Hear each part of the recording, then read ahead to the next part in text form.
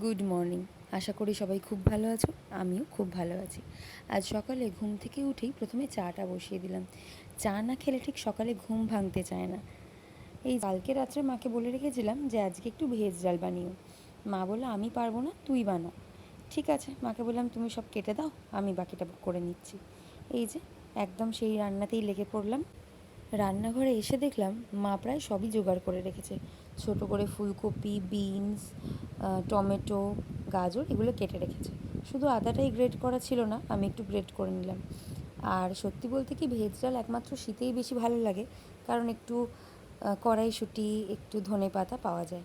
আর কড়াইশুঁটি ধনেপাতার গন্ধ, সে তো একেবারে সত্যিই দারুণ। কিন্তু শীতের জন্য কি ওয়েট করে থাকা যায়? শীত তো এখনও কত দেরি। তাই যেগুলো ছিল সেগুলো দিয়েই চটপট বানিয়ে ফেললাম ভেজ ডাল। চলো এবার তাড়াতাড়ি খাওয়া দাওয়াটা সেরে ফেলি। দেখা হবে পরের ব্লগে। আজকের মতো টাটা।